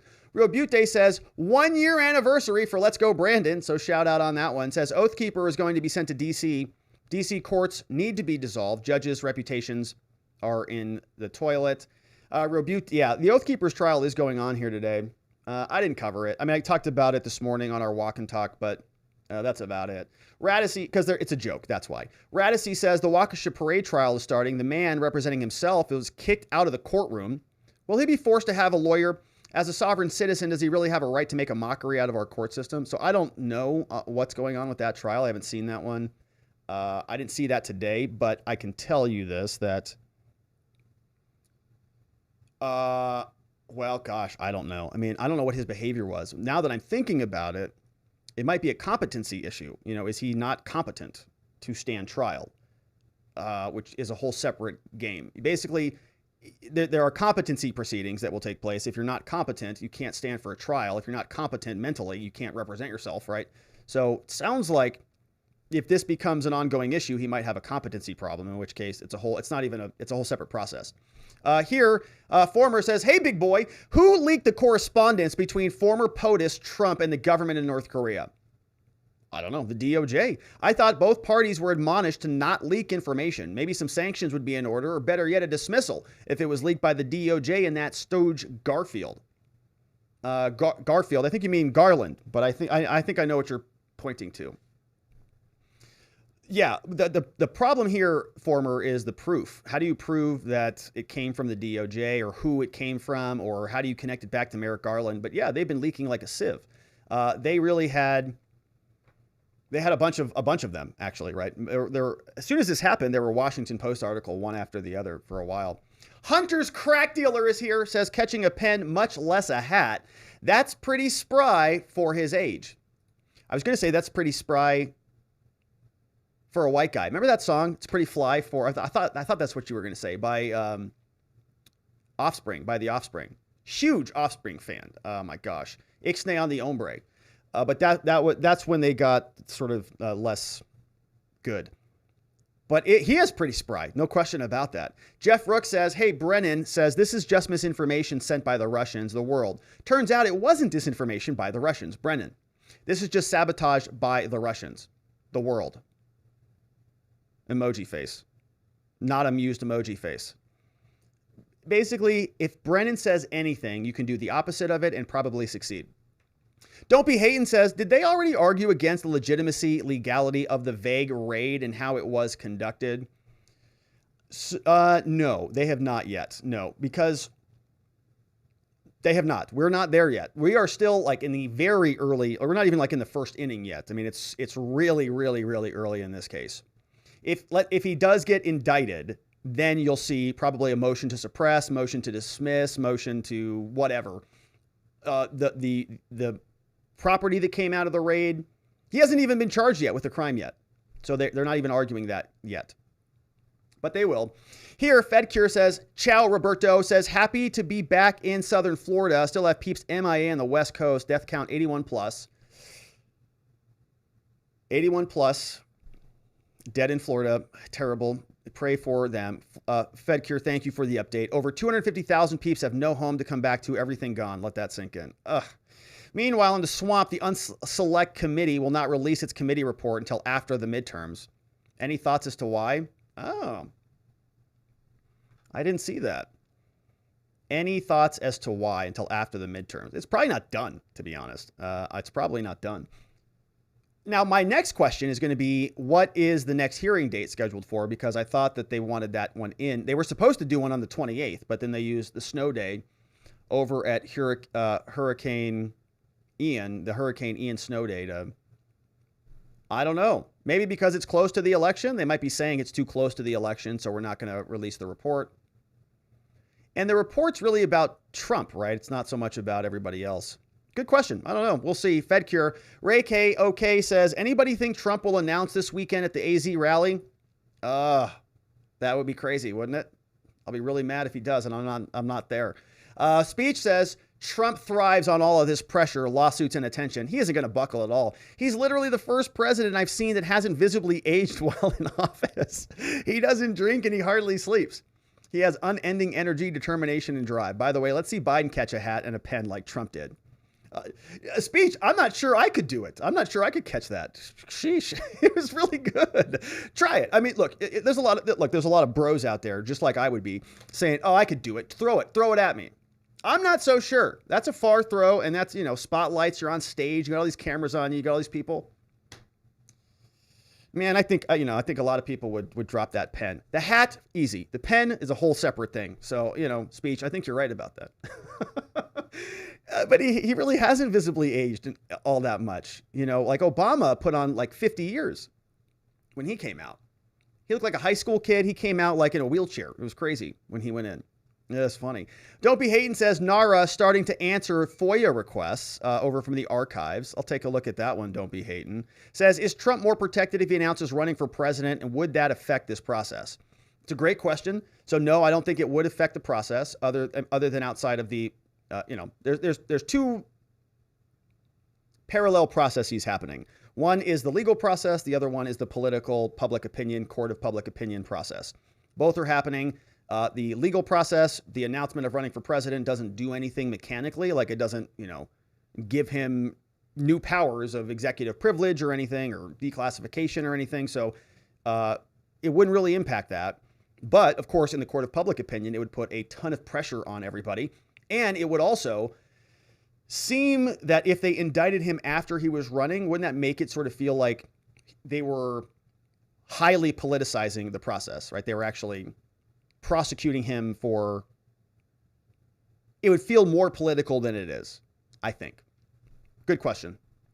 Speech says, Biden said the same thing. Bring it on. When people said get the jab was unconstitutional. Took a while, but when lawsuits were filed against Biden, the majority of them ruled against the mandate. Same thing is going to happen regardless of his student loan forgiveness order. It's a very, very astute observation, Speech.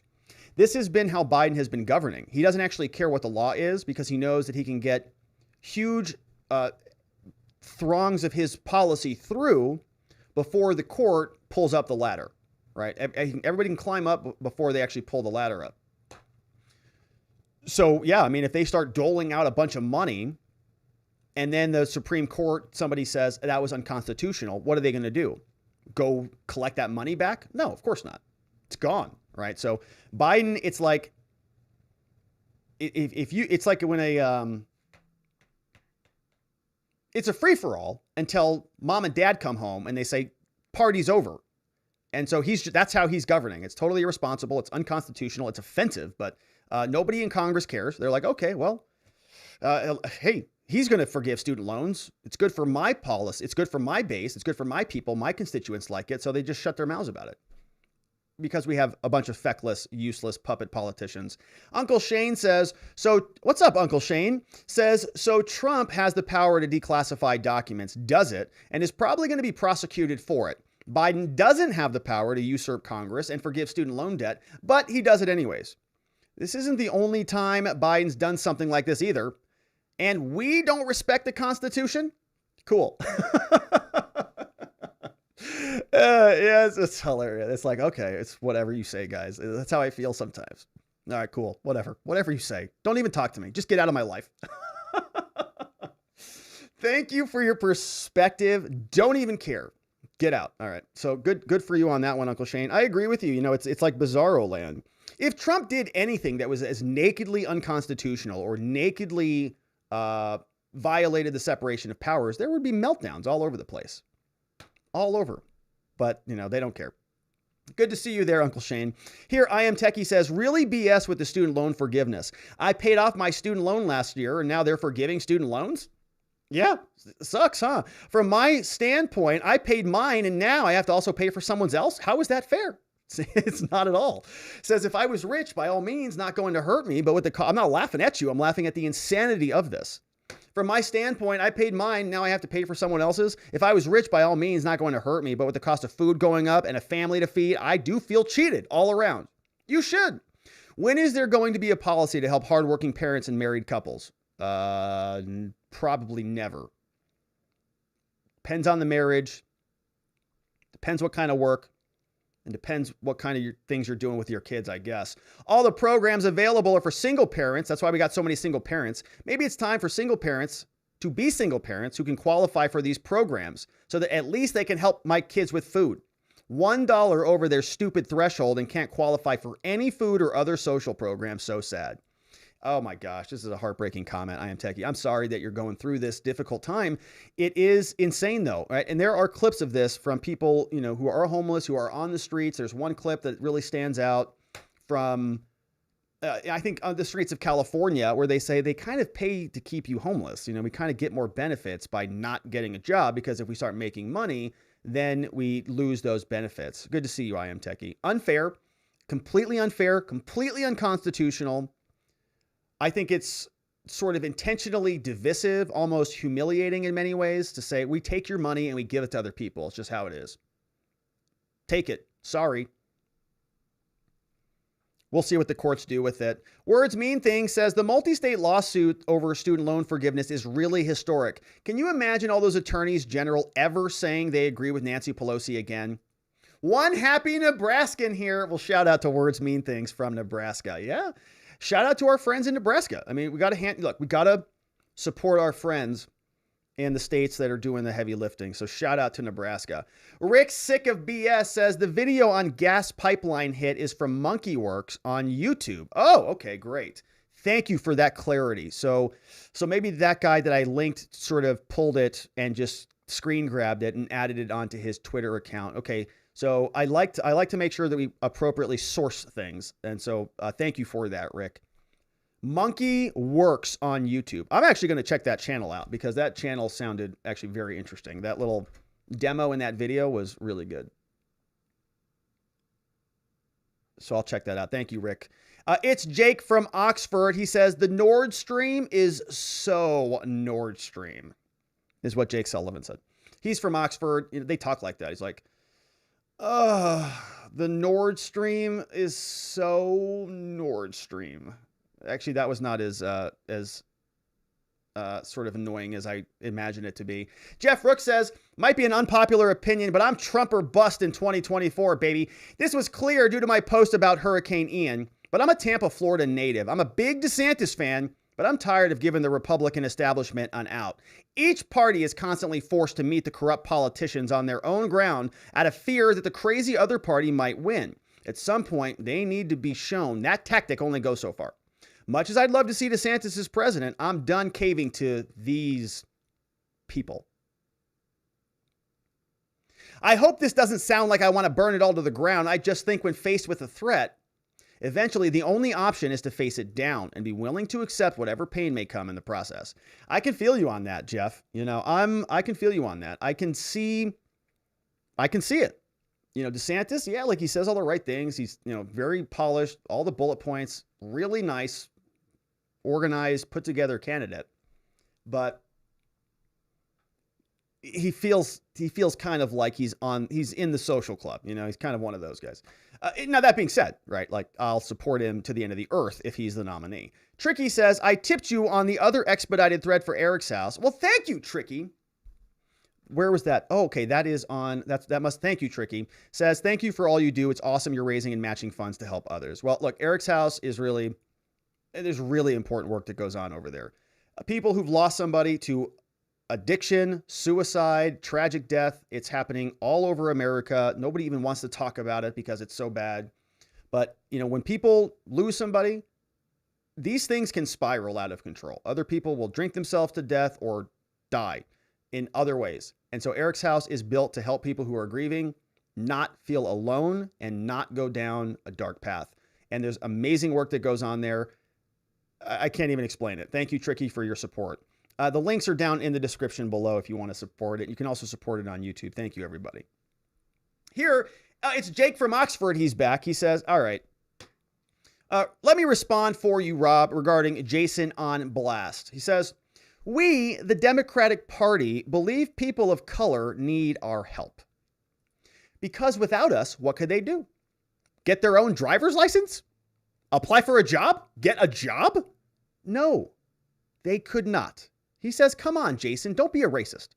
This does not make us racists. This makes us a caring party for minorities that literally cannot do anything without our help. Or at least that's what we've been told. I am not endorsing this comment from It's Jake from Oxford, okay? I don't endorse this comment in any way.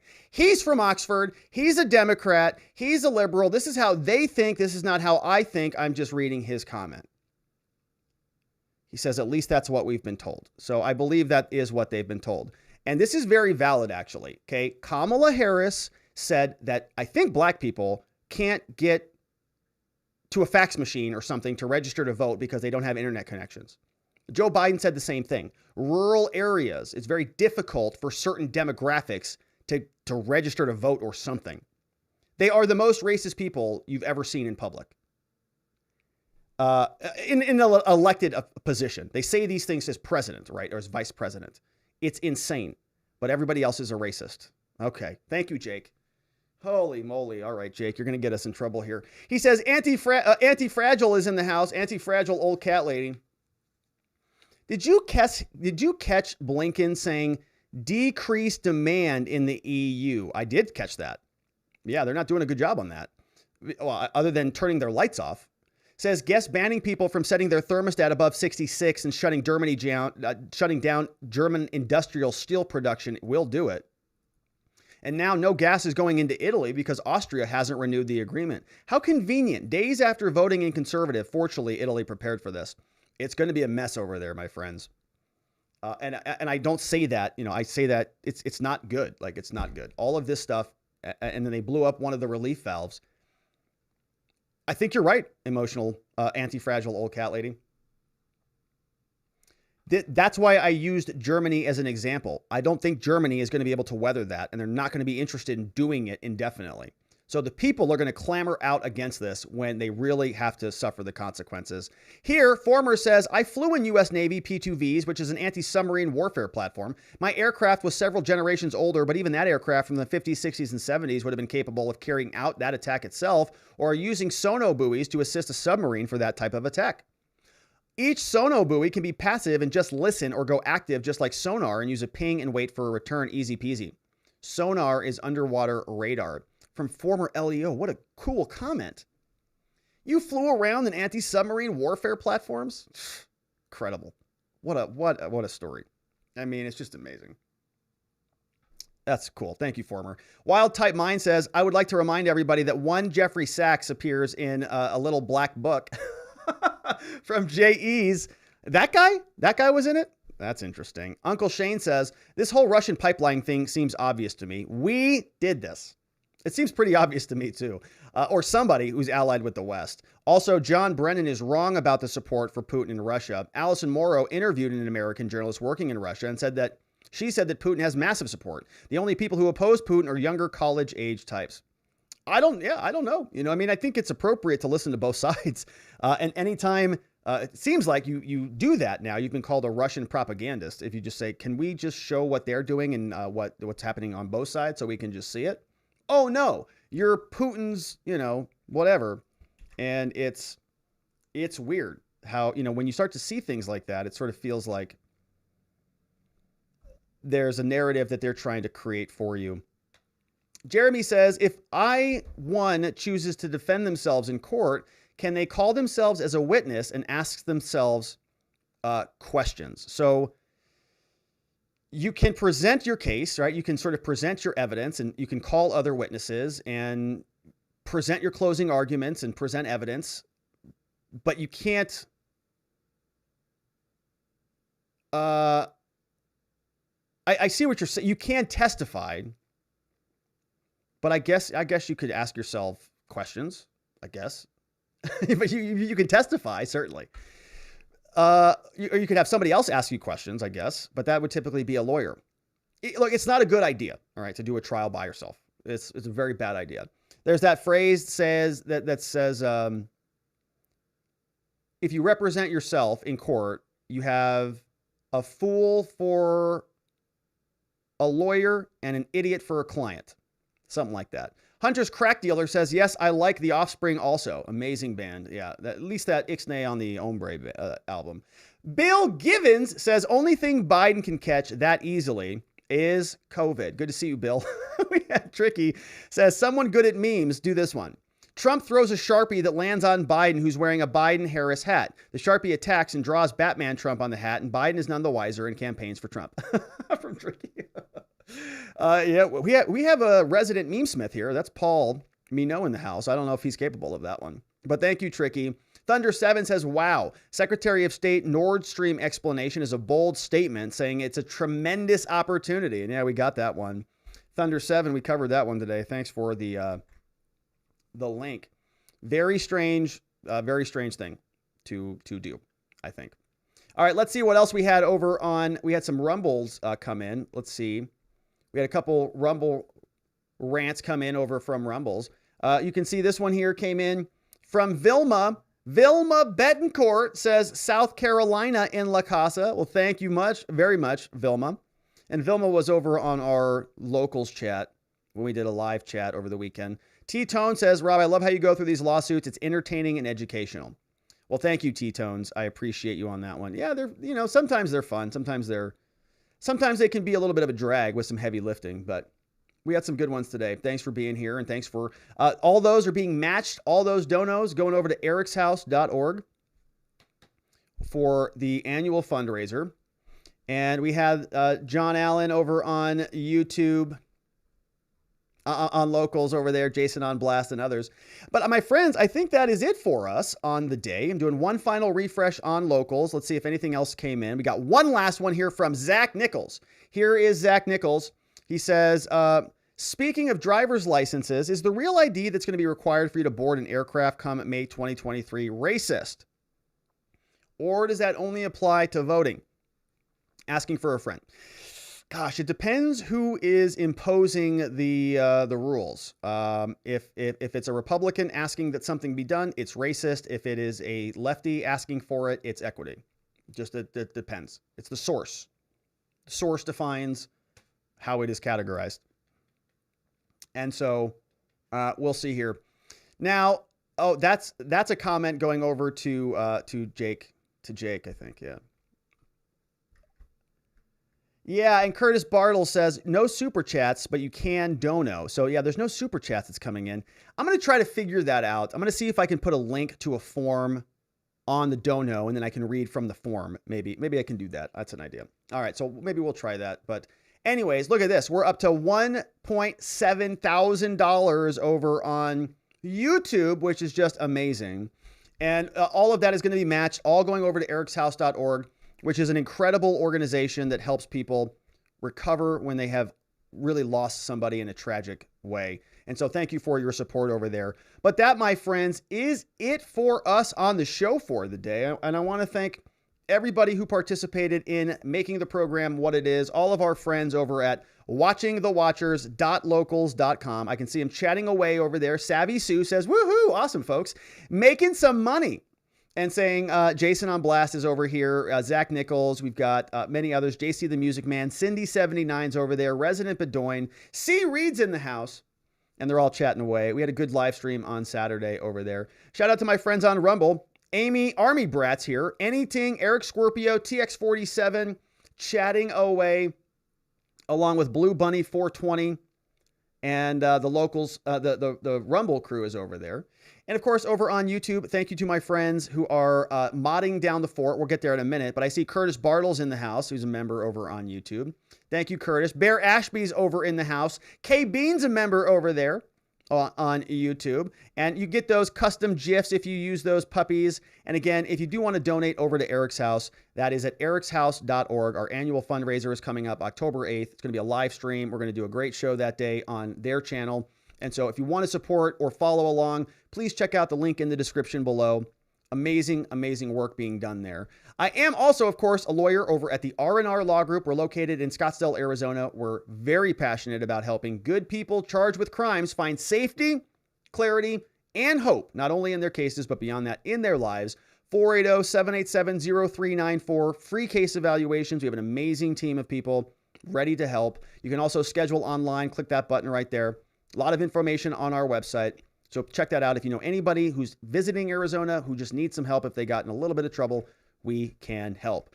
Thank you to the mods who mod down the fort for us. Big shout outs over to Kiss, who I think is on game night tonight. Hopefully he's winning.